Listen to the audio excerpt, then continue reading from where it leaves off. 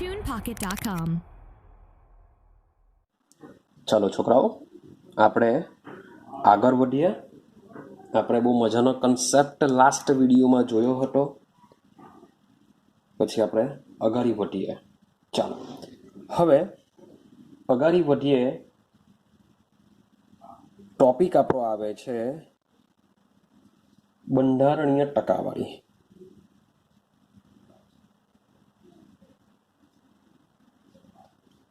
બંધારણીય ટકાવારી.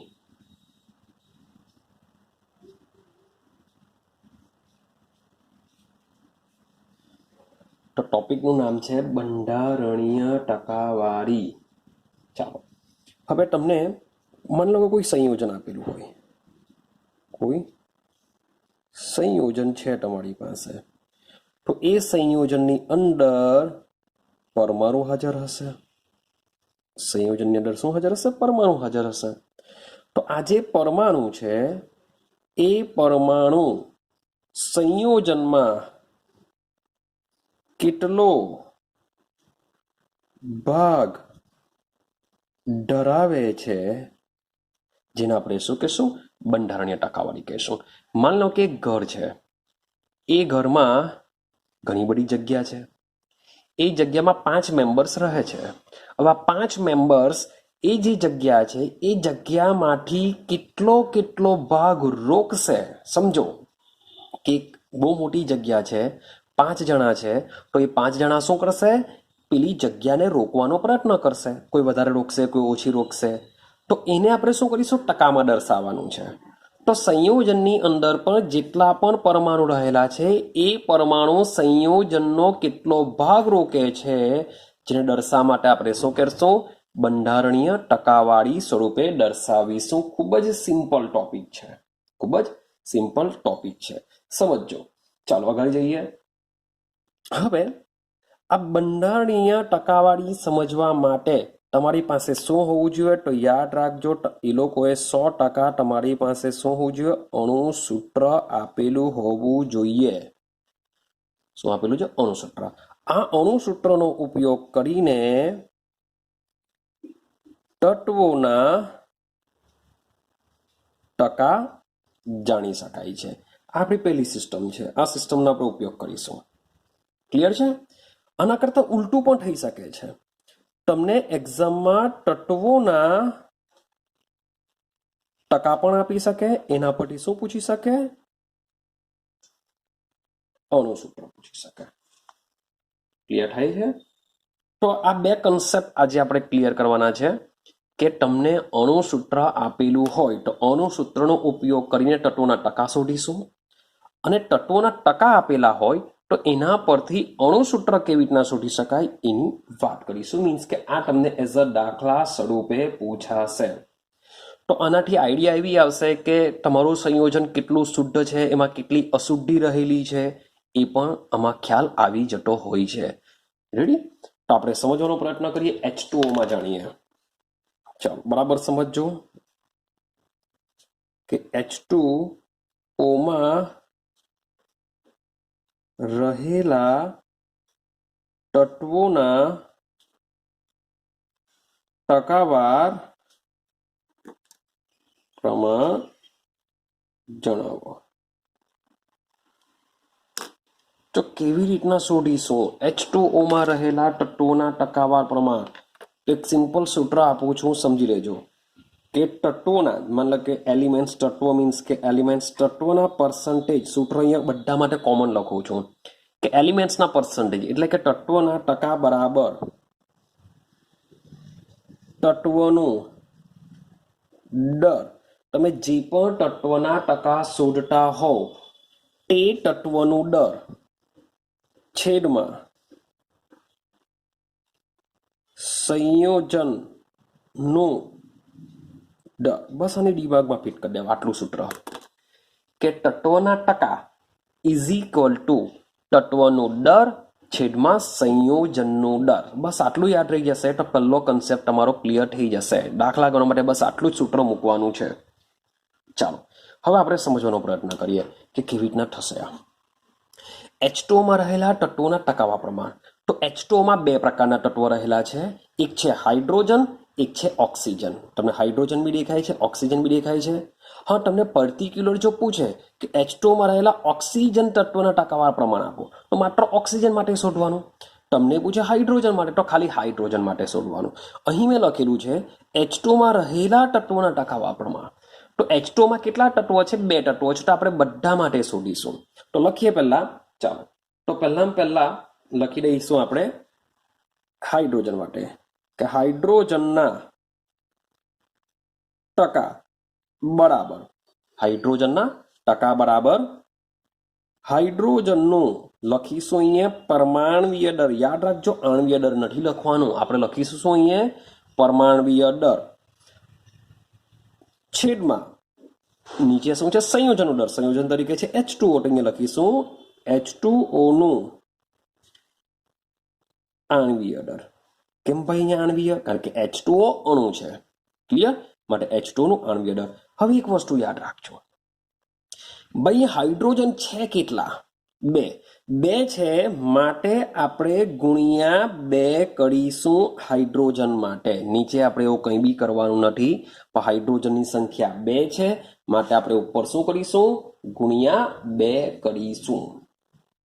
આટલું ક્લિયર થાય છે? આઈડિયા આવે છે? બહુ સિમ્પલ છે દાખલાના. તો આગળ જઈએ. ચાલો, બે તો મૂકીશું. હાઇડ્રોજનનું પરમાણુ દર કેટલું? એક. મેં તમને કીધેલું છે યાદ રાખવાનું.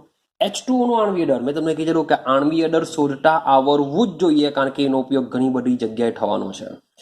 તો ભાઈ ગણીએ તો ઓક્સિજનનો 16, હાઇડ્રોજનનો 1 એવા 2, એટલે 16 + 2 થઈ જશે 18. કઈ ધાર નથી મારી મેં. ક્લિયર થાય છે? આનું હા, બીજું એક વસ્તુ, સોરી ફોર ધેટ, આપણે ટકા શોધીએ છીએ. આપણે શું કરીએ છીએ? ટકા શોધીએ છીએ. માટે અહીંયા આપણે શું કરીશું? ગુણ્યા 100 કરીશું. સોરી ફોર ધેટ, ટર્મ હું જરાક ભૂલી ગયો કે ભાઈ આપણે પર્સન્ટેજ વાળા દાખલા ગણીએ છીએ, એટલે ગુણ્યા શું આવશે? 100. જ્યાં બી પર્સન્ટેજ આવશે એટલે ગુણ્યા 100 આવે જ.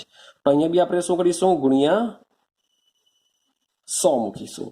અહીંયા બી શું કરીશું? ગુણ્યા 100 મૂકીશું. તો આનું તમે કેલ્ક્યુલેશન જો તમે કરશો તો આનો આન્સર આવતો હોય છે 11.18%. શોર્ટ હોય છે 11.18. ક્લિયર થાય છે? એકદમ સિમ્પલ વસ્તુ છે. ચાલો હવે શું કરીએ? ઓક્સિજનના શોધીએ. તો ઓક્સિજનના ટકા ઇઝ ઇક્વલ ટુ શું લખીશું આપણે? ઓક્સિજનનું પરમાણવીય દર છેદમાં H2O નું આણવીય દર. ડન થયું? આગળ જઈએ. ચલો, ઓક્સિજનનું પરમાણવીય દર. ઓક્સિજનનું પરમાણુ દર કેટલું લઈએ છે યાદ કરો. સોરી પોટર, આ ગુણ્યા 100 બહુ રહી જતા છે આપણાથી. ચલો યાદ કરો, શું થશે? ઓક્સિજનનું પરમાણુ દર 16 છેદમાં પાણી માટે 18 ગુણ્યા 100. હા કે ના સર? અહીંયા બે નહીં આવશે. કેમ? કારણ કે ઓક્સિજન કેટલો છે? એક જ છે. H2O માં ઓક્સિજન કેટલો હોય છે? એક જ હોય છે. માટે અહીંયા આપણે એક જ મૂકીશું. એક ગુણ્યા કરવા હોય તો કરી શકો ભાઈ, કોઈ ના નથી પાડતું, કોઈ ખોટું બી નહીં આપશે. કરવું હોય તો કરી શકો. આનો આન્સર આવશે 88.79. 88.79 જેવું આવતું હોય છે. ક્લિયર છે? તો આ રીતના શું કરીશું? આપણે તત્વોના ટકા શોધીશું. બોલો, આવડશે કે નહીં આવડશે આવા દાખલા? હજુ એક એક્ઝામ્પલ લેવું, પછી હું તમને થોડાક હોમવર્કમાં આપી દેવા. તો સમજો, માન લો કે મારે ગ્લુકોઝના શોધવા છે. ગ્લુકોઝમાં રહેલા તત્વોના ટકા જણાવો. ચાલો ગ્લુકોઝની વાત કરીએ તો સૌથી પહેલા તમને ગ્લુકોઝનું અણુસૂત્ર ખબર હોવી જોઈએ. તો ગ્લુકોઝનું અણુસૂત્ર શું છે? C6H12O6. આ એનું અણુસૂત્ર છે. ચાલો, હવે આમાં 3 એલિમેન્ટ્સ છે. એક તો કાર્બન છે, હાઇડ્રોજન છે, ઓક્સિજન છે. જો તમને પર્ટિક્યુલર પૂછે કે ગ્લુકોઝમાં રહેલા કાર્બનના ટકાવાર પ્રમાણ જણાવો, તો માત્ર કાર્બન માટે શોધીશું. તમને જો ઓક્સિજન માટે પૂછે તો ભાઈ આપણે ઓક્સિજન માટે શોધીશું. પણ લખેલું છે ગ્લુકોઝમાં રહેલા તત્વોના ટકાવાર પ્રમાણ, તો એનો મતલબ એમ થાય કે આપણે શું કરીશું, બધાના જ ટકા શોધીશું. બહુ સિમ્પલ છે. ચાલો શરૂઆત કરીએ. કોઈ બી એક એલિમેન્ટ લઈ લો. પહેલા કાર્બનથી શરૂઆત કરીએ. તો કાર્બનના ટકા, ચલો મનમાં બોલતા જાઓ. શું સૂત્ર આવશે? હવે સમજો 6 છે એટલે 6 ગુણ્યા કાર્બનનું પરમાણ્વીય દર છેદમાં C6H12O6 નું શું લખીશું? આણ્વીય દર લખીશું. અને ગુણ્યા 100. ટેન્શન લો, હવે નહીં ભૂલાવું. ગુણ્યા 100. ક્લિયર છે? કારણ કે ટકા શોધીએ છે. આ બાજુ લઈ જઈએ 6. ચાલો કાર્બનનું પરમાણુ દર કેટલું? 12. ગ્લુકોઝનું કેટલું? હવે ગ્લુકોઝનું શોધતા તમને આવડવું જોઈએ. એ હોય છે 180. કરી લેજો, તમને આઈડિયા આવી જશે. ગુણ્યા 100. ક્લિયર છે? તો આનો આન્સર તમે ઇઝીલી કેલ્ક્યુલેટ કરી શકો છો. એવી રીતના બીજા પર જઈએ આપણે. ચાલો હાઇડ્રોજનની વાત કરીએ. તો હાઇડ્રોજનના ટકા ઇઝ ઇક્વલ ટુ, હાઇડ્રોજન કેટલા છે? 12. માટે 12 ગુણ્યા હાઇડ્રોજનનું પરમાણ્વીય દર છેદમાં C6H12O6 નું આણ્વીય દર ગુણ્યા શું કરીશું? 100. તો ગણીએ 12 ના 12. હાઇડ્રોજનનો પરમાણુય દર હોય છે 1 છેદમાં, આ તો ફિક્સ રહેવાનો, 180 ગુણ્યા 100. તો ભાઈ તમે આનું બી ઇઝીલી કેલ્ક્યુલેશન કરી નાખશો. ક્લિયર થાય છે? અગાડી જઈએ. ઓક્સિજનના ટકા શોધીએ. તો ઓક્સિજનના ટકા ઇઝ ઇક્વલ ટુ, ભાઈ ઓક્સિજનની કેટલી સંખ્યા છે? 6. તો લઈ લેશું 6 ગુણ્યા ઓક્સિજનનું પરમાણ્વીય દર છેદમાં C6H12O6 નું આણ્વીય દર ગુણ્યા 100 કરશું. તો ઇઝ ઇક્વલ ટુ 6. ચલો ભાઈ ઓક્સિજનનું પરમાણુ દર કેટલો આવશે? 16 છેદમાં 180 ગુણ્યા 100 ઇઝ ઇક્વલ ટુ જે આન્સર આવે તે. તો આ પ્રકારે તમને કંઈ પણ આપેલું હોય, કોઈ પણ સંયોજન હોય, જો તમારી પાસે એનું અણુસૂત્ર હોય તો એ અણુસૂત્રનો ઉપયોગ કરીને તમે ઇઝીલી આના સમ્સ કરી શકો છો. કોઈનું પણ તત્વોના ટકા તમે શોધી શકો છો. ક્લિયર થાય છે? હા કે ના? હા, એક લાસ્ટ એક્ઝામ્પલ લઈ લો, પછી તમને હોમવર્ક આપું. ચાલો આપણે વાત કરીશું ઇથેનોલ. C2H5OH, OH માં તત્વોના ટકાવાર પ્રમાણ શોધો. રેડી છે? ચાલો હવે C2H5OH ની વાત કરીએ. તો સૌથી પહેલા કાર્બનને લઈ લઉં. તો કાર્બનના ટકા ઇઝ ઇક્વલ ટુ, કાર્બન કેટલા છે ભાઈ? 2 છે. માટે શું કરીશું?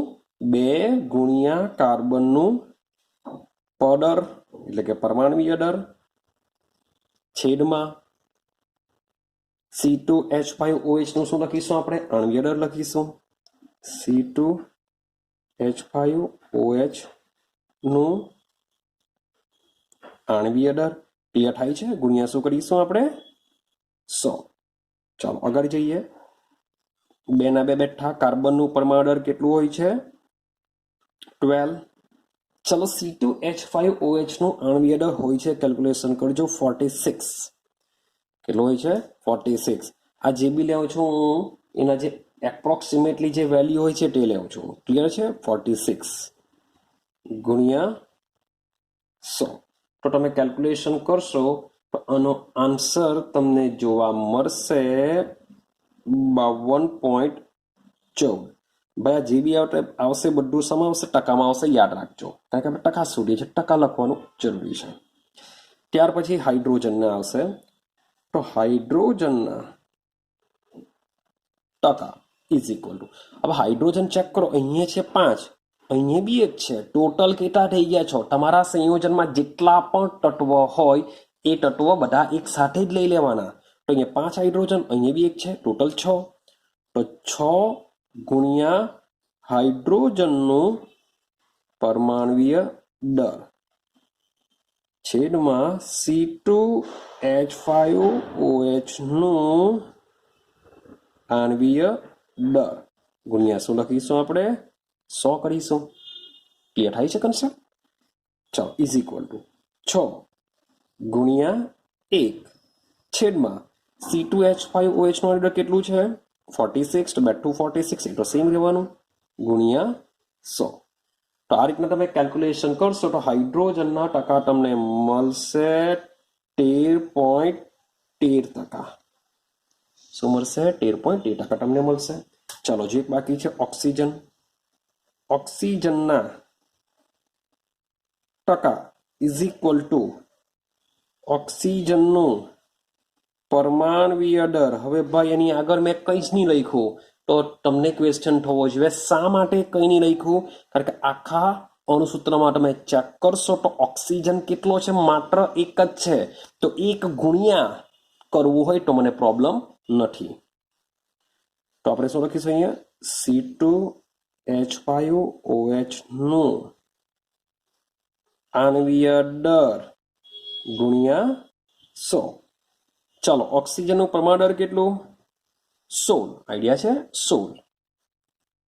46 ગુણ્યા 100. તો આનો આન્સર આવશે તમને 34.73%. આઈડિયા આવે? તો આ રીતના તમને કોઈ પણ અણુસૂત્ર આપેલું હોય તો એનો ઉપયોગ કરીને ટીમાં રહેલા કોઈ પણ તત્વના ટકા તમે શોધી શકો છો. આઈડિયા આવે છે? બહુ સિમ્પલ સિસ્ટમ છે, ઇઝીલી આવડી જાય એવું હોય છે. તો હવે તમને હોમવર્ક આપું જેની તમારે પ્રેક્ટિસ કરવાની છે. તો HW, ચાલો જોજો. પહેલું તમને આપું છું સુક્રોઝ, C12H22O11. તો આમાં તમારે ટોટલી જેટલા બી એક્ઝામ્પલ આપું છું એમાં તમારે બધા તત્વોના ટકા શોધવાના છે. ચાલો, પહેલું આપ્યું જેને આપણે C12H22O11 ને શું કહેશું? સુક્રોઝ કહેશું. બીજી વાત કરીએ, બીજામાં લઈ લઈએ યુરિયા, NH2CO, NH2, અને તમારે શોધવાનું છે. ત્રીજી વાત કરીએ, માની લો કે એસિટિક એસિડ લઈ લઈએ આપણે, આનું શોધવાનું છે. ચોથી વાત કરીએ C6H5COOH, બેન્ઝોઇક એસિડ, આમાં બધા તત્વોના ટકા શોધો. પાંચમું એક્ઝામ્પલ તમને આપું, ચલો ભાઈ NH3, ઇઝી આપું, NH3 માં શોધી કરજો. છઠ્ઠું આપું તમને CHCl3, ક્લોરોફોર્મ, અને કહેવાશે ક્લોરોફોર્મ. યાદ રાખજો ને, શું કહેવાશે? ક્લોરોફોર્મ કહેવાશે. ક્લિયર થાય છે? તો બસ હું તમને 6 એક્ઝામ્પલ આપું છું. જો તમે આની પ્રેક્ટિસ કરશો તો તમને ઇઝીલી આઈડિયા આવી જશે. ક્લિયર થાય છે? તો આપણો પહેલો ટોપિક છે કે અણુસૂત્ર આપેલું હોય, 100%ની વાત છે. જો તત્વોના ટકા તમારે શોધવા હોય તો તમારી પાસે અણુસૂત્ર હોવું જોઈએ, તો જ તમે એને શોધી શકશો. ક્લિયર થાય છે? ચાલો, હવે નેક્સ્ટ પોઈન્ટ પર આપણે જઈએ. હવે આના કરતાં ઉલટું વિચારીએ કે તમને તત્વના ટકા આપેલા હોય તો એ તત્વના ટકા પરથી કેવી રીતના અણુસૂત્ર શોધી શકાય? આપણે અણુસૂત્ર પરથી તત્વના ટકા શોધ્યા, હવે શું કરીશું? તત્વના ટકા પરથી અણુસૂત્ર શોધીશું. બીજી એક વસ્તુ યાદ રાખજો કે મેં અહીંયા C2H5OH માં સમજાયું કે એમાં બધાના તત્વોના ટકા શોધ્યા. આ 3 તત્વોના ટકાના તમે સરવાળો કરશો તો લગભગ નિયર ઇક્વલ ટુ 100 આવી જશે. મે બી 100 પોઈન્ટ સમથિંગ એકાદ પોઈન્ટમાં થઈ શકે, પણ 100 જ આન્સર આવે. એનો મતલબ એમ થાય કે કોઈ પણ અણુસૂત્ર હોય, કારણ કે આપણે ટકા કરીએ, ટકા હંમેશા 100 કાઢીએ, તો કોઈ પણ અણુસૂત્ર હશે તો એ અણુસૂત્રની અંદર જેટલા પણ તત્વો રહેલા હોય એ તત્વોના ટકાવાર પ્રમાણનો તમે સરવાળો જો કરો તો એ સરવાળો કેટલો આવવો જોઈએ? 100 આવવો જોઈએ. જો 100 નહીં આવતો હોય તો એવું સમજી લેવાનું કે આપણે કશે પણ ભૂલ કરી હશે, માટે જ આન્સર આપણો 100 આવતો નથી. તમારો આન્સર કેટલો આવવો જોઈએ કે તમારા જે તત્વોના ટકાવાર પ્રમાણ છે એનો જો તમે સરવાળો કરો તો આન્સર 100 આવવો જોઈએ. એક ઘર છે, 5 માણસે રોકવાનું છે તો 5 માણસ શું કરશે? આખું ઘર રોકી લેશે, એટલી જગ્યા લઈ લેશે. હું એમ નથી કર્યું કે બધા સરખા ભાગે લેશે, પણ જે બી જગ્યા રોકશે તે શું કરશે? આખા ઘરની ટોટલી બધી જગ્યા લઈ લેશે, એટલે કે 100% જગ્યા લેવાઈ જશે. સેમ વસ્તુ કે સંયોજનમાં જે તત્વો રહેલા છે એ તત્વો પર શું કરશે? એટલું દર રોકશે કે જેમાં સંયોજનનું દર 100% જેટલું થઈ જાય છે. રેડી? ચાલો, તો આ પહેલો કન્સેપ્ટ છે, સિમ્પલ કન્સેપ્ટ છે. થોડુંક પ્રેક્ટિસ કરશો તો મજા આવી જશે, તમને ઇઝીલી આવડી જશે. હવે આ ટોપિક બી મજા આવશે. રેડી? અને જે વસ્તુ બુકમાં આપેલું છે, બુક કરતાં હું થોડીક તમને ડિફરન્ટ મેથડ સમજાવવાનો છું, માટે જે આ હવે જે હું કરાવું છું એને તમારે શું કરવાનું છે? આઈ હોપ સો કે તમે નોટ હોય કે ગમે તેમાં જરા કોપી કરી લેજો. તમારે હું જે કરાવું છું એ સિસ્ટમનો જો તમે ઉપયોગ કરો તો સારામાં સારું, કારણ કે હું જે સિસ્ટમ સમજાવવાનો છું એ ઇઝી સમજાવવાનો છું. તમને લગભગ આઈડિયા આવી જ જશે. ક્લિયર? તો બુકમાં જે વસ્તુ આપેલું છે તેના કરતાં બહુ સિમ્પલ રીતના સમજાવવા માટે તમે બુકની સિસ્ટમને પ્રિફર કરશો જ નહીં, તમે આ જે સિસ્ટમને પ્રિફર કરશો. ચાલો, સમજવાનો પ્રયત્ન કરજો.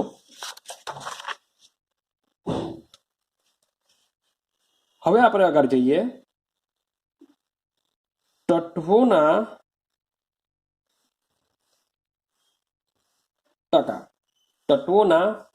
ટકા પરથી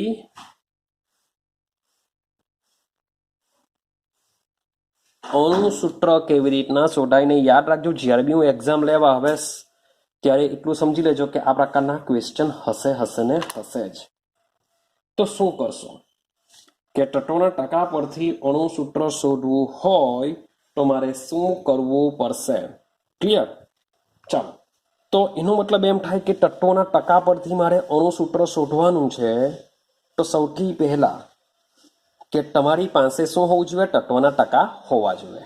તેનો જ ઉપયોગ તમે કરી શકશો ને. તો સીધો એક્ઝામ્પલ લઉં છું. જે કોયડો તમને આપેલો છે એ કોયડો હું તમને સીધો સમજાવું. કોયડો 1.2 ને આપણે સમજીએ. રેડી? સમજો બરાબર.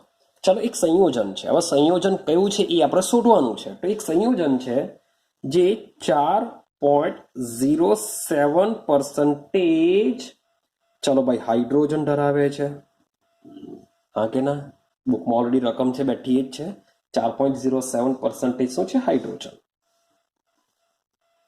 24.47% કાર્બન ધરાવે છે અને 71.65% ક્લોરીન ધરાવે છે. રેડી? તેનું મોલર દર હવે યાદ રાખજો. આ મોલર દર શું છે? તો ભાઈ મોલર દર એટલે કે એક મોલમાં કેટલું વજન હોય તે. તમને ગઈકાલે મોલ કન્સેપ્ટમાં આપણે સમજીને આવેલા છે કે એક મોલ કોને કહેવાય? તો એના આણ્વીય દર જેટલું. આ જે મોલર દર છે જેને તમે આણ્વીય દર લખશો તો પણ ચાલશે. જે મોલર દર છે તેની જગ્યાએ તમારે આણ્વીય દર યાદ રાખવાનું કે એની જગ્યાએ આણ્વીય દર બી હોઈ શકે.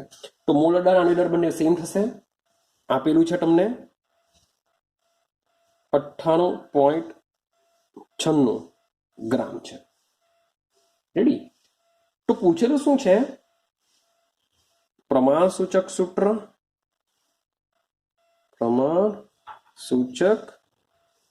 સૂત્ર પૂછેલું છે અને બીજું પૂછેલું છે આણ્વીય સૂત્ર. આણ્વીય સૂત્રનો મતલબ શું થશે? અણુ સૂત્ર. તો આટલી વસ્તુ છે. તો આને કેવી રીતના સોલ્વ કરીશું? તો સોલ્વ કરવા માટે હવે હું જે તમને સિસ્ટમ સમજાવવા માંગુ છું બરાબર સમજજો. તમારે ખાના દોરવાના છે. શું કરવાના છે? ખાના. તો પહેલું ખાનું લઈ લઉં. અહીંયા પહેલા ખાનામાં લઈ લેવા તત્વની સંજ્ઞા. હું એક જ દાખલો સમજાવવાનો છું.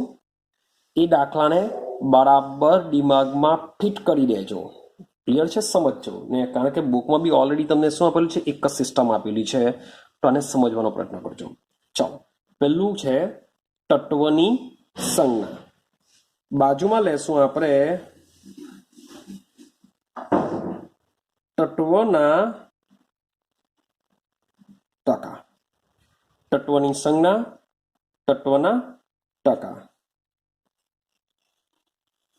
તત્વના પરમાણુવીય દર. પછી શું કરીશું આપણે? ચલો, તત્વની સંજ્ઞા. હવે આ ત્રણ વસ્તુ સમજો. પહેલા ત્રણ વસ્તુ જે લખેલું છે એ ઓલરેડી તમને તમારી રકમમાંથી મળી જશે. શામાંથી? રકમમાંથી. કે સંજ્ઞા બી તમને રકમમાં આપેલી હશે, તત્વના ટકા પણ આપેલા જ હશે ઓલરેડી. અને તત્વનું પરમાણુવીય દર, તો એ તત્વનું પરમાણુ દર મોટે ભાગે તમને ઇઝી તત્વ આપવાના છે, કે બહુ અઘરા આપવા નથી. ને અઘરા આપશે તો બી એનું પરમાણુવીય દર આપી જ દેશે. તો આ જે ત્રણ વસ્તુ છે એ તો ઓલરેડી તમને રકમમાંથી મળી જશે. હવે ચોથો જે ખાનું છે, ચોથા ખાનામાં શું કરવાનું છે આપણે? તો ચોથું ખાનું સમજો, જેમાં આપણે જે ટકા છે એ ટકાને તેના પરમાણુવીય દર વડે ભાગીને, એટલે કે ગુણોત્તર લેશું. શું લેશું? જે ટકા છે એ ટકાને આપણે શું કરીશું? પરમાણુવીય દર વડે ભાગીશું. ટકાને આપણે, જે ટકા છે એને આપણે પરમાણુવીય દર વડે ભાગીશું. ક્લિયર? બાજુમાં લઈ લેશું સાદો ગુણોત્તર. બાજુના ખાનામાં શું આવશે? સાદો ગુણોત્તર આવશે. સાદો ગુણોત્તર. અને બાજુનું ખાનું છે એમાં લઈ લેશું આપણે પૂર્ણાંક સંખ્યા. તો આ રીતના આપણે ખાના પાડીએ છીએ. આ રીતના ખાના પાડીશું. ક્લિયર છે? તો જરાક સમજજો. હવે તત્વની સંજ્ઞા કયા કયા તત્વો આપેલા છે? તો ભાઈ હાઇડ્રોજન આપેલો છે, કાર્બન આપેલો છે, ક્લોરીન આપેલો છે. આ ત્રણ સિવાય કોઈ નથી. ભાઈ હાઇડ્રોજનના ટકા કેટલા આપેલા છે? 4.07. કાર્બનના કેટલા આપેલા છે? 24.47% આપેલા છે. ક્લોરીનના કેટલા આપેલા છે? 71.65 આપેલા છે. થઈ ગયું આટલું? મળી જશે રકમમાંથી. તત્વનું પરમાણુ દર. ભાઈ હાઇડ્રોજનનું પરમાણુ દર કેટલું? 1. કાર્બનનું કેટલું? 12. ક્લોરીનનું કેટલું? 35.5. ચાલો, આટલું ક્લિયર થઈ ગયું? હા કે ના? તો ત્રણ વસ્તુ તમને શું કરશે? રકમમાંથી ઓલરેડી મળી જશે. રેડી? હવે આની પર આવી જઈએ. શું છે કે જે તત્વોના ટકા છે, ટકાને શું કરીશું આપણે? પરમાણુવીય દર વડે ભાગીશું. તત્વોના ટકાને પરમાણુવીય દર. તત્વોના ટકા છે 4.07 છેદમાં પરમાણુ દર 1. કેલ્ક્યુલેટરનો ઉપયોગ કરજો, આન્સર મળી જશે તમને 4.07. ગાંડા જેવી વાત નહીં કરો, ભાગ્યા 1 છે એટલે એ જ આવશે. ચાલો આગળ જઈએ. 24.47 છેદમાં 12. હવે આનું તમે કેલ્ક્યુલેશન જો કરશો તો આન્સર આવશે 2.02. આટલા ડિજિટ જ લેવું છું, 2.02 જ લેવું છું. ચાલો અહીંયા આગળની વાત કરીએ તો અહીંયા છે 71.65 છેદમાં 35.5. યાદ રાખજો, ટકા હંમેશા ઉપર આવશે. જો ટકા જો તમે નીચે લેવા ગયા તો તમારો આન્સર ખોટો પડશે. માટે 71.65 છેદમાં 35.5. રેડી? તો આનો આન્સર આવશે 2.02. આવું આવે છે. થઈ ગયું આટલું? ઇઝી છે. ચોથું ખાનું પણ. હવે જઈએ પાંચમું ખાનું. પાંચમું ખાનું છે સાદો ગુણોત્તર. હવે યાદ રાખજો, આ જે તમે 3 આન્સર મેળવ્યા 4.07, 2.02, 2.02, હવે જેટલા પણ મે બી હજુ અગાડી બી તત્વો હોય તો એટલું યાદ રાખવાનું કે આ જે તમારો ગુણોત્તર છે એ ગુણોત્તરની અંદર જે સૌથી નાનામાં નાની સંખ્યા હશે એ સંખ્યા વડે બધાને ભાગવાનું. ક્લિયર થાય છે? યાદ રહેશે કે આમાં જે નાનામાં નાની સંખ્યા હશે એ નાની સંખ્યા વડે આપણે શું કરીશું? બધાને ભાગીશું. તો તમે વિચારો, અહીંયા 4.07, 2.02, 2.02 એટલે સૌથી નાનામાં નાની સંખ્યા કઈ થવાની? 2.02 થશે. 2.02. તો આપણે શું કરીશું? 2.02 વડે બધાને ભાગીશું. તો આનો આન્સર છે 4.07 ભાગ્યા 2.02 કરીશું. આમાં શું કરીશું? 2.02 ભાગ્યા 2.02 કરીશું. અહીંયા બી સેમ 2.02 છેદમાં 2.02 કરીશું. ચાલો, આટલું ક્લિયર થાય છે તમારું? હવે આગળ જઈએ તો હવે તો 4.07 છેદમાં 2.02 કરશું તો આનો આન્સર આવશે 2.01. 2.01 આન્સર આવશે. આનો આન્સર આવશે 1. આનો આન્સર આવશે 1. ક્લિયર? હવે આ જે સંખ્યા છે એ સંખ્યાને તમારે શું કરવાનું છે? પૂર્ણાંક સંખ્યામાં ફેરવવાની છે. હવે પૂર્ણાંક સંખ્યામાં ફેરવતી વખતે એટલું યાદ રાખજો, જો તમારો અહીંયા પોઈન્ટની બાજુમાં ડિજિટ 50 થી ઉપર હોય, મે બી 2.60, 2.70, 2.99 એવું સમથિંગ હોય તો અહીંયા ટોન લઈ લેવાનું. પૂર્ણાંક સંખ્યા ટોન લઈ લેવાનું.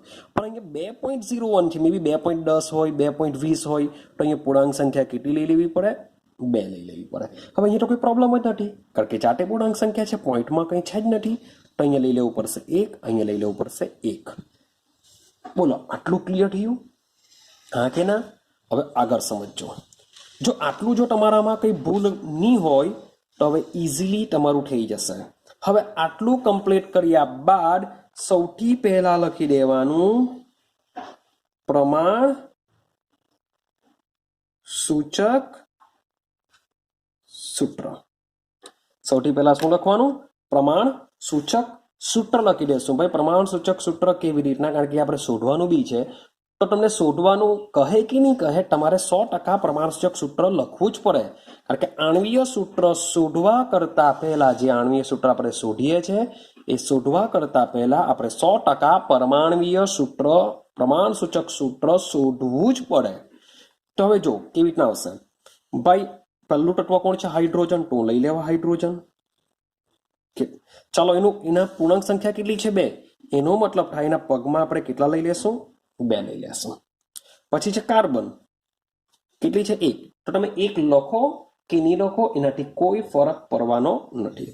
Cl કેટલા છે? 1. તો અહીંયા લઈ લેશું Cl. તો આને કહેશું આપણે પ્રમાણ સૂચક સૂત્ર. અને શું કહેશું આપણે? પ્રમાણ સૂચક સૂત્ર કહેશું. ડન થઈ ગયું?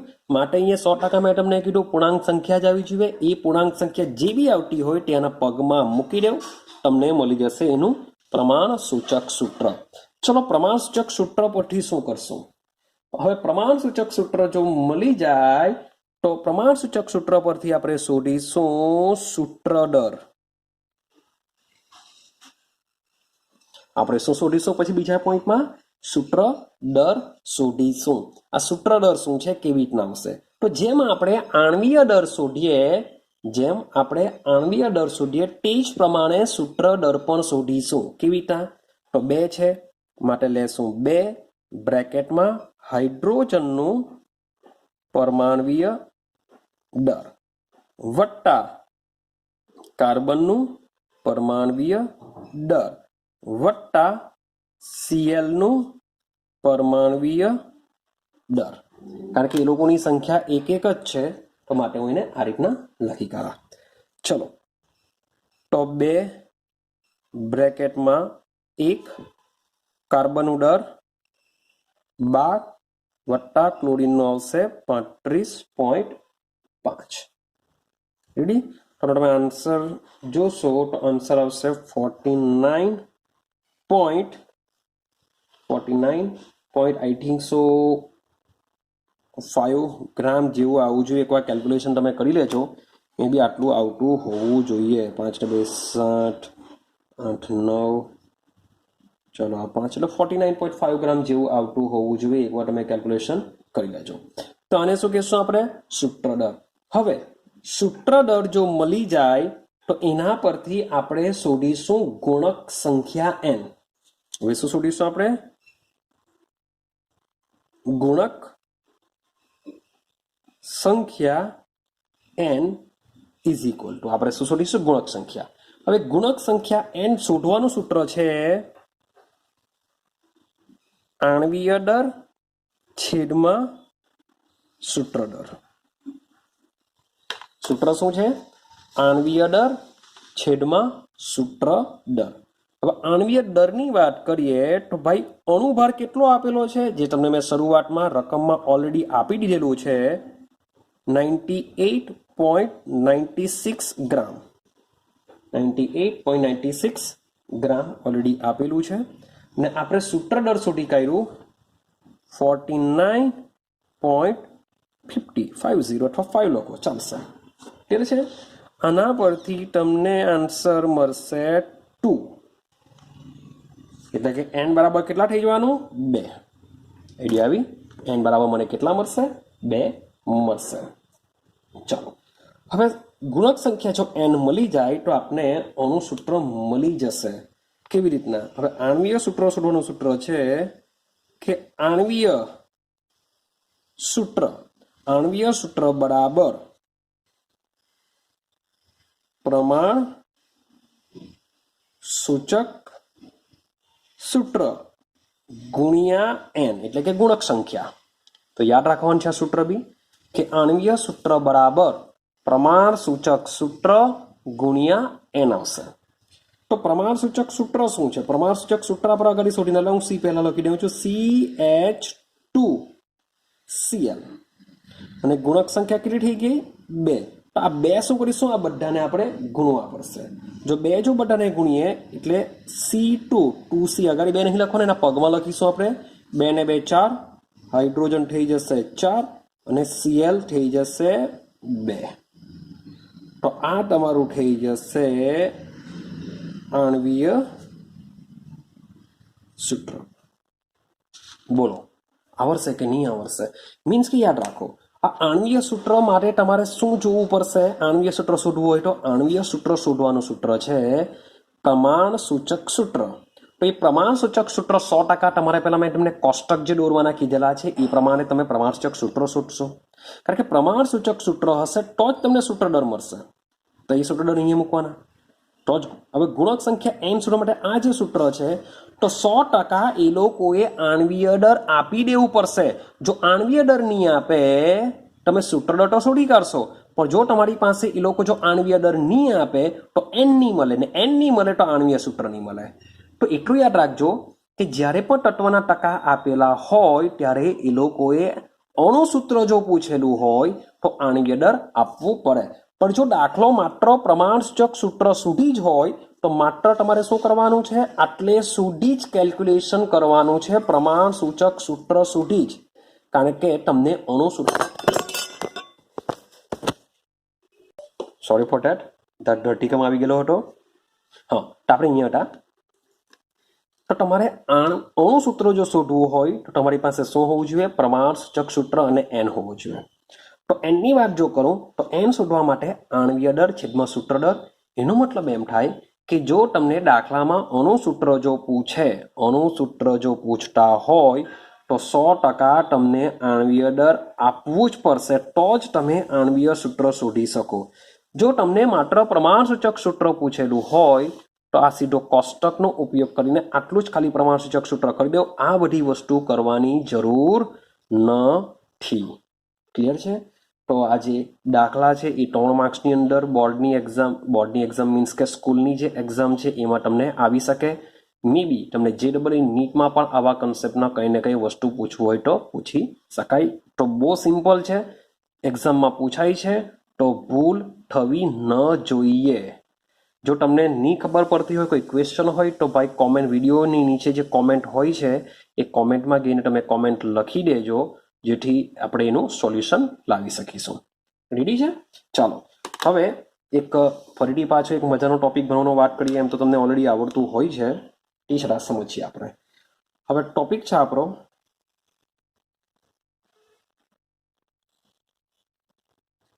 તત્વ યોગમિતિ. તત્વ યોગમિતિ અને તત્વ યોગ મિતીય ગણતરીઓ. ટોપિક છે આપણો તત્વ યોગમિતીય અને તત્વ યોગમિતીય ગણતરીઓ. ક્લિયર થાય છે? ચાલો, તો સૌથી પહેલા આને ઇંગ્લિશમાં કહેવામાં આવે છે સ્ટોઇક્યોમેટ્રી. ઇંગ્લિશમાં શું કહેવામાં આવે છે? હું જો જગ્યા નથી બગાડતો, કારણ કે મારે આટલા જગ્યામાં જ કમ્પ્લીટ કરવું છે, તો યાદ રાખજો. અને ઇંગ્લિશમાં કહેવામાં આવે છે સ્ટોઇક્યોમેટ્રી. આ જે સ્ટોઇક્યોમેટ્રી છે એ બે શબ્દનો બનેલો છે. એક છે સ્ટ્રિચિઓન, સ્ટ્રિચિઓન. સ્ટ્રિચિઓનનો અર્થ છે તત્વ, અને મેટ્રોન, મેટ્રોનનો અર્થ છે માપન. તો સ્ટોઇક્યોમેટ્રીનો અર્થ થાય તત્વોનું માપન, તત્વોનું માપન. ચાલો, તો આ જે વસ્તુ છે એમાં કંઈ કરવાનું નથી. સાદી સિમ્પલ ભાષામાં જો વાત કરો તો તમારે સમીકરણને બેલેન્સ કરવાનું છે. સ્ટોઇક્યોમેટ્રીનો મતલબ શું થાય? સમીકરણને બેલેન્સ કરો. તો આ જે સમીકરણને જે બેલેન્સ કરવાનું છે, એ સમીકરણને બેલેન્સ કરવા માટે તમારે સિસ્ટમ વાપરવી પડશે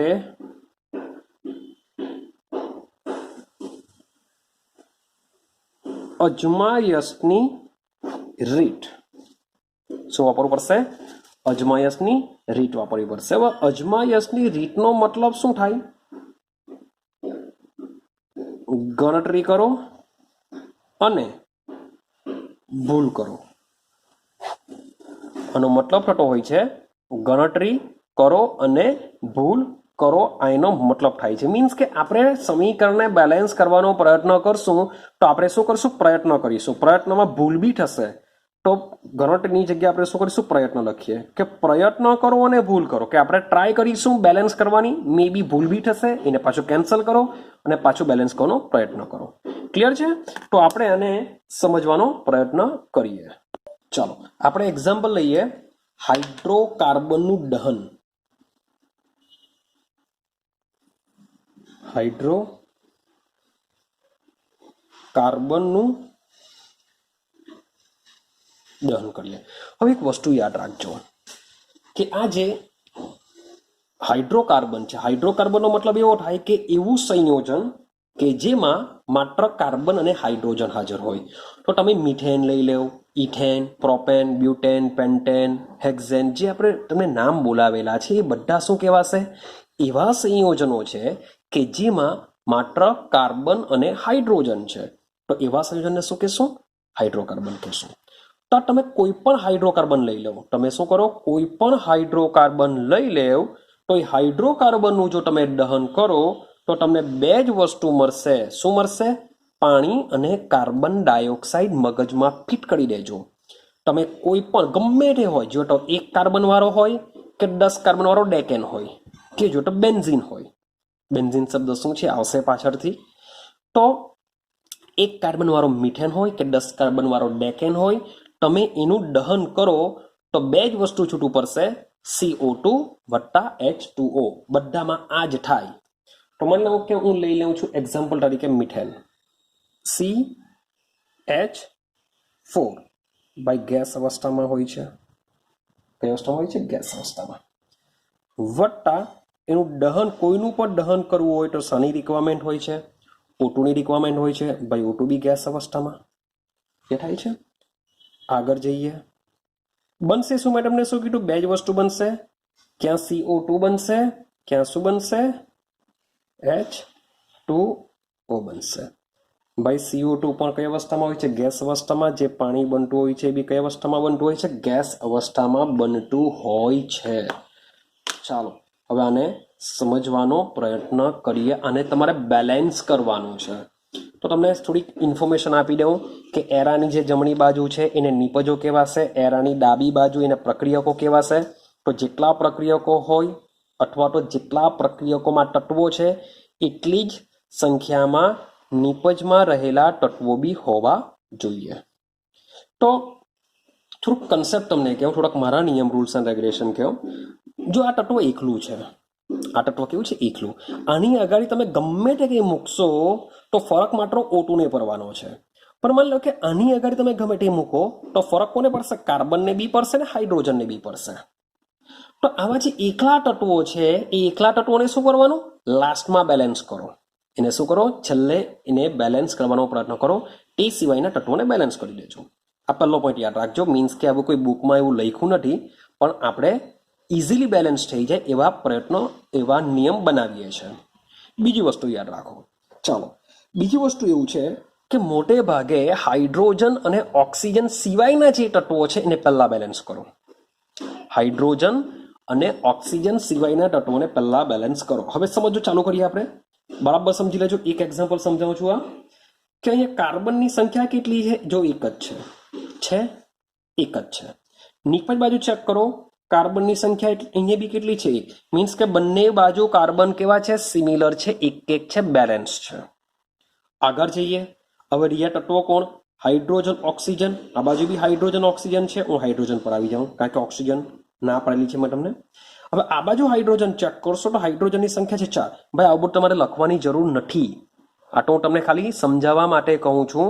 બાકી આ રીડ માર્કર વાળું તમારે લખવાની જરૂર નથી. અહીંયા તમારે સીધા એની આગળ આંકડા જ મૂકવાના છે. એટલે તમે રફ પેજમાં આ બધું કરો તો બી ચાલે. આ તો ખાલી સમજાવવા માટે તમને. હવે અહીંયા હાઇડ્રોજન 4 છે. અહીંયા તમે ચેક કરશો તો હાઇડ્રોજનની સંખ્યા કેટલી છે? 2 જ છે. આ બાજુ છે 4, આ બાજુ છે 2. મીન્સ કે આ બાજુ કેટલા ઘટે? 2 ઘટે છે. તો 2 કરવા માટે હું અહીંયા શું કરી શકું છું? ભાઈ 2 મૂકી દઉં. તો હવે ગણો, 2 ને 2 4. તો હવે અહીંયા 4 થઈ ગયા. મીન્સ કે આ બેલેન્સ થઈ ગયેલું કહેવાશે. રેડી? હવે ઓક્સિજન ચેક કરીએ. હવે અહીંયા ઓક્સિજનની સંખ્યા છે 2, O2 2. અહીંયા ચેક કરીએ તો આ જે 2 છે હાઇડ્રોજનને પણ લાગે, સાથે સાથે ઓક્સિજનને પણ લાગે. તો ઓક્સિજનને લાગે તો ઓક્સિજન 2, બીજા અહીંયા CO2 માં પણ 2. તો ટોટલ અહીંયા ઓક્સિજન કેટલા છે? 4 છે. ટોટલ કેટલા? 4. તો મારે જો અહીંયા 4 કરવા હોય તો એક સીધી સિમ્પલ વસ્તુ છે. અહીંયા હું શું કરી દેવા? ભાઈ 2 મૂકી દેવા. તો આ થઈ જશે 4. તો તમે ચેક કરશો તો આ બધું બેલેન્સ થઈ ગયું. તો આને કહેવાશે સમતુલિત રાસાયણિક પ્રક્રિયા કહેવામાં આવે છે. શું કહેશો આને? સમતુલિત રાસાયણિક પ્રક્રિયા. તો આવી કોઈ પણ પ્રક્રિયા હોય તો એ કોઈ પણ પ્રક્રિયાને તમને બેલેન્સ કરતા આવડવું જોઈએ. આઈડિયા આવે છે? બીજી વસ્તુ કે આ જે રિએક્શન છે, રિએક્શનમાં એરાની જમણી બાજુ નિપજ દર્શાવશે, એરાની ડાબી બાજુ શું બતાવશે? પ્રક્રિયકો. કે આ 2 પ્રક્રિયકો એકબીજા સાથે પ્રક્રિયા કરે છે અને આ નિપજ બનાવે છે. સાથે સાથે પ્રક્રિયકો અને નિપજોમાં જેના પગમાં જે નાના કૌંસમાં આ જે બધું મૂક્યું છે જી જી જી જી, એ શું બતાવશે? G means what? G means gas. Gas means વાયુ. સેમ માન લો કે મારી પાસે કોઈ લિક્વિડ હોય તો લિક્વિડ માટે હું બતાવવા એલ. એલનો મતલબ શું થશે? પ્રવાહી થશે. ભાઈ માની લેવું કે કોઈ સોલિડ હોય, મારે કોઈ મીન્સ કોઈ મેટલ હોય તો એનો સોલિડ કહેવા. તો એના માટે હું શું લખા? એસ. એસનો મતલબ શું થશે? ઘન. તો આ બધી વસ્તુ બી તમારે બતાવવાની હોય છે. કેટલીક વસ્તુ એવા હોય કે ભાઈ પાણીમાં શું કરશે? આયનો ઉત્પન્ન કરે, માઇનસ ને પ્લસ એવા બધા હશે. તો એમાં શું લખવામાં આવે છે? એક્યુ. એમાં શું લખવામાં આવે? એક્યુ. એક્યુનો મતલબ શું થશે? એક્વિયસ. એનો મતલબ શું થાય? એક્વિયસ કહેવાશે. આટલું ડન થયું? હવે સમજો. હવે મેં O2 ની આગળ જે 2 લખેલા છે, O2 ની આગળ શું લખ્યા? 2 લખ્યા. H2O ની આગળ શું લખ્યા? 2 લખ્યા. તો આ O2 અને H2O ની આગળ જે 2 લખેલા છે એ 2 ને શું કહેવામાં આવે છે? તેઓના તત્વ યોગ મિતીય ગુણાંક કહેવામાં આવે છે. એને શું કહેવામાં આવે છે? તેમના તત્વયોગમિતીય ગુણાંક કહેવામાં આવે છે. હવે CH4 ને CO2 ની આગળ કંઈ જ નથી, તો CH4 અને CO2 ની આગળ કંઈ નથી, માટે તેઓના તત્વયોગમિતીય ગુણાંક એક સમજવામાં આવે છે. માટે તેઓના તત્વયોગમિતીય ગુણાંક શું સમજવામાં આવે છે? એક સમજવામાં આવે છે. ક્લિયર થયું છે? હા કે ના? ચાલો, હવે આ જે તત્વયોગમિતીય જે ગુણાંકો છે એ ગુણાંકોને જ આપણે શું કહેશું? મોલ કહેશું. મગજમાં ફિટ કરી દેજો. જે તત્વયોગમિતીય ગુણાંકો છે એને જ આપણે શું કહેશું? મોલ. હવે CH4 ની આગળ કંઈ નથી એટલે આપણે શું કહેશું? એક મોલ CH4 કહેશું. શું કહેશું? એક મોલ CH4. ભાઈ O2 ની આગળ 2 છે એટલે આપણે શું કહેશું? 2 મોલ O2 કહેશું. ભાઈ CO2 ની આગળ કંઈ નથી એટલે શું કહેશું? એના 1 મોલ CO2 કહેશું. ભાઈ H2O ની આગળ 2 છે એટલે આપણે શું કહેશું? 2 મોલ H2O કહેશું. ક્લિયર થાય છે? હા કે ના? આટલું કન્ફર્મ થયું?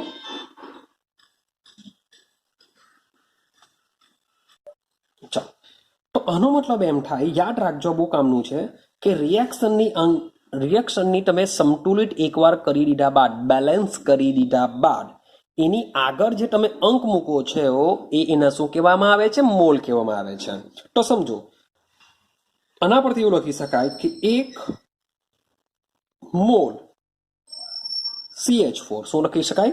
1 mall CH4 2 mall O2, 2 mall O2 સાથે પ્રક્રિયા કરીને 1 મોલ CO2 અને 2 મોલ પાણી આપે છે.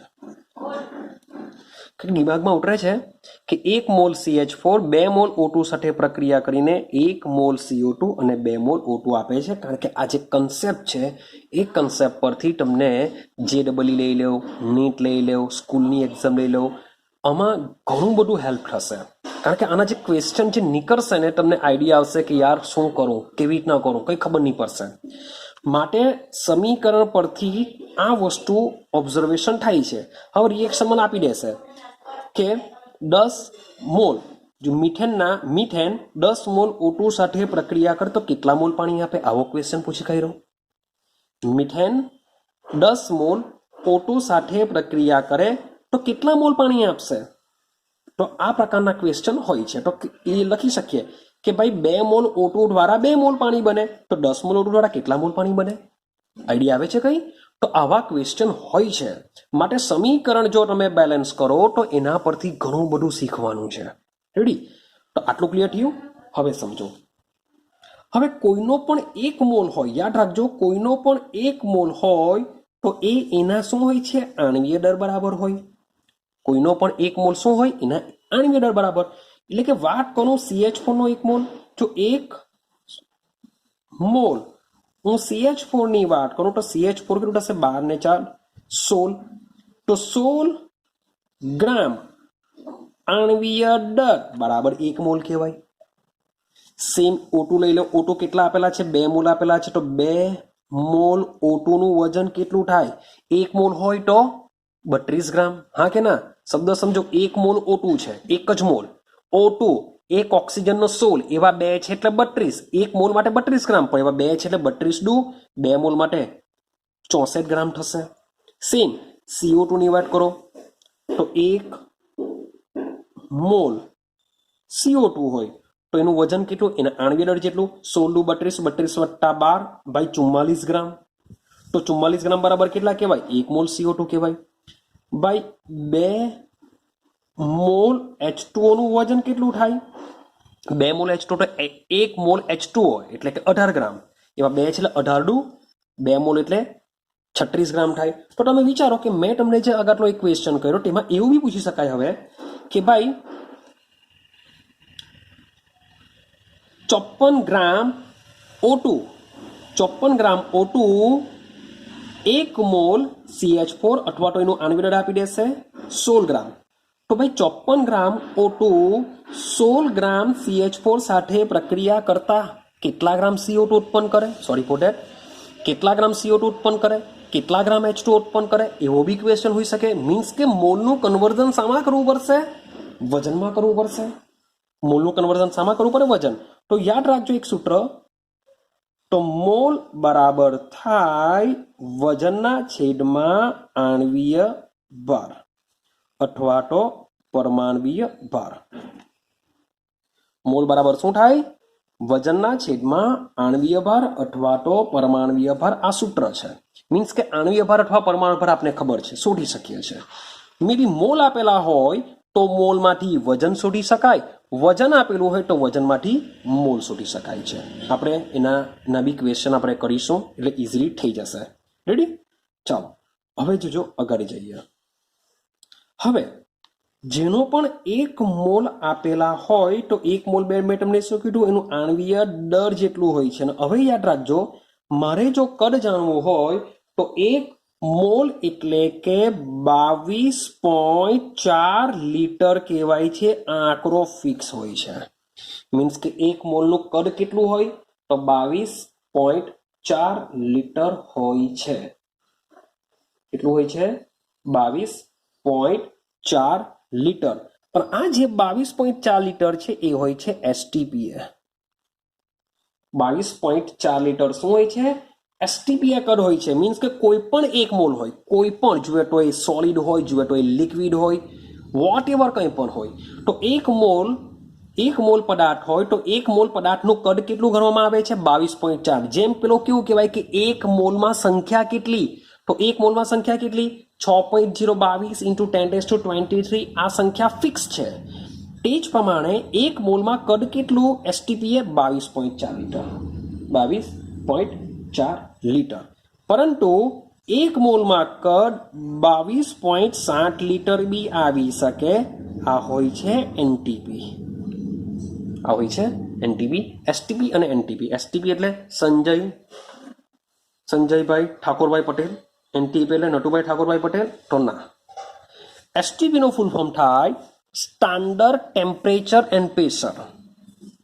STP નો ફૂલ ફોર્મ શું થાય? Standard temperature and pressure. અને NTP એટલે કે થાય નોર્મલ ટેમ્પરેચર એન્ડ પ્રેશર, એટલે કે સામાન્ય તાપમાન અને દબાણ. આ પ્રમાણિત તાપમાને અને દબાણે. સ્ટાન્ડર્ડ મીન્સ કે પ્રમાણિત તાપમાન અને દબાણ, આ છે નોર્મલ ટેમ્પરેચર એન્ડ પ્રેશર. તો NTP એ કદ લેવામાં આવે છે 22.7, જ્યારે STP લેવામાં આવે છે 22.4. આ એક મોલમાં આટલું હોય. હવે એક મોલ CO2 છે તો CO2 નું કદ કેટલું? 22.4 લીટર. પણ અહીંયા છે 2 મોલ H2O, તો H2O નું કદ કેટલું કહેવાય? 22.4 × 2 અથવા 22.7 × 2 ગુણ્યા 2 કરો. જેટલા મોલ વધશે એટલું એનું કદ બી વધે. ઉતરે છે દિમાગમાં? તો એક મોલમાં આટલું. હવે સમજો કે ભાઈ એક મોલ હોય તો એમાં સંખ્યા કેટલી? 6.022 × 10⁻23. આટલી સંખ્યા હોય. મેં તમને અગાડી કન્સેપ્ટ સમજાવેલો છે મોલ વિશે. તો એક મોલમાં આટલી સંખ્યા હોય. મીન્સ કે એ ભલે પછી અણુની હોય કે પરમાણુ હોય. હવે આ એક મોલ CO2 છે તો એમાં CO2 અણુની સંખ્યા કેટલી? આટલી. કારણ કે અણુ છે તો એક મોલ CO2 છે તો CO2 અણુની સંખ્યા આટલી. ભાઈ એમાં 2 મોલ H2O છે તો એમાં H2O અણુની સંખ્યા કેટલી? આની સાથે ગુણ્યા 2 કરવા પડે. કારણ કે આ જે સંખ્યા છે એક મોલની છે, અહીંયા 2 મોલ છે, આની સાથે ગુણ્યા 2 કરો. દિમાગમાં? હવે એક મોલ, અગર એ એક મોલ CO2 છે તો એમાં CO2 અણુની સંખ્યા કેટલી? તો 6.022 × 10⁻23. ભાઈ 2 મોલ પાણી છે તો આની સાથે ગુણ્યા 2 કરવા પડશે. રેડી? 2 મોલ O2 હોય તો આની સાથે O2 અણુની સંખ્યા કેટલી? ગુણ્યા 2 કરો. હવે જો એક મોલ બરાબર આટલું હોય તો એનો મતલબ એમ થાય કે આ બરાબર 22.7 લીટર બી કહી શકાય. NTPA અથવા STPA 22.4. તો આટલું કદ હોય તો તેમાં આટલી સંખ્યા હોય એવું બી લખી શકાય કે 22.7 લીટર જો કદ હોય. જો તમને કદ આપેલું હોય તો ભાઈ આ ક્વેશ્ચન તમારે આ રીતના સોલ્વ કરવો પડે કે 22.7 લીટર હોય તો આટલી સંખ્યા. તમને આપેલું કદમાં કેટલી સંખ્યા? તો એના પરથી સંખ્યા બી શોધી શકાય. ક્લિયર થાય છે? તો આ બધા એકબીજાના કન્વર્ઝન છે. જેમ કે એક મોલ હોય તો એક મોલ બરાબર શું થાય? એનું આણ્વીય દળ જેટલું હોય. હવે આ જે એક મોલ છે એ એક મોલ બરાબર આપણે શું કહી શકીએ? તો 22.7 લીટર હું NTP માટે લખું છું. આવું બી લખી શકાય. ક્લિયર થાય છે? ચાલો હવે આના પરથી 22.7 જે લીટર છે એના પરથી આપણે આણ્વીય દળ બી આવી ગયું. મીન્સ કે આ જે 22.7 લીટર છે એ આની સાથે બી કન્સેપ્ટ ધરાવે. હવે આ જે 1 મોલ જે છે, 1 મોલ બરાબર સંખ્યા કેટલી? 6.022 ઇન્ટુ 10⁻23 એટલે કે એવોગેડ્રો અંક જેટલી. ક્લિયર થાય છે? તો 22.7 લીટર જો હોય આટલા કદમાં, તો આટલા કદમાં સંખ્યા કેટલી? આના જેટલી. ભાઈ કોઈ પણ પદાર્થનું આણ્વીય દળ જેટલું હોય એટલામાં સંખ્યા કેટલી? આની. તો આ જે ગ્રાફ છે તમને જે દેખાય છે બધું એકબીજાના સમપ્રમાણમાં છે. 1 મોલ હોય તો 22.7 લીટર, 1 મોલ હોય તો એમાં આટલી સંખ્યા, 1 મોલ હોય તો એનું આણ્વીય દળ સેમ. આ બી એકબીજાને ઇક્વલ થાય કે આણ્વીય દળ જેટલું હોય એ આણ્વીય દળ બરાબર 22.7 લીટર કહેવાય એનટીપીએ. માન લો કે H2O છે, હું વાત કરું છું H2O માટે, તો H2O નું આણ્વીય દળ કેટલું? 18 ગ્રામ. તો આ જે 18 ગ્રામ છે, 18 ગ્રામનું કદ કેટલું? એમાં H2O કેટલો આવશે? 22.7 લીટર આવવાનું. 18 ગ્રામની અંદર સંખ્યા કેટલી? H2O ના અણુની આટલી સંખ્યા. ભાઈ 18 ગ્રામ બરાબર શું થાય? 1 મોલ થાય. આઈડિયા આવે છે? તો આ કન્વર્ઝન તમને યાદ રહેવું જોઈએ. અને જે મોલનું જે તમને સૂત્ર કીધેલું છે તે પણ યાદ રહેવું જોઈએ, કારણ કે આ ટોપિક પરથી ઘણું બધું પૂછી શકાશે. તો વિડીયો આઈ થિંક સો પૂરો કરું છું હું. આનો જે ક્વેશ્ચન છે કેવી રીતના પૂછાય છે એ પણ તમને આપણે જોઈશું, એટલે જરાક આઈડિયા આવશે કે આ કન્સેપ્ટ કેવી રીતના કામ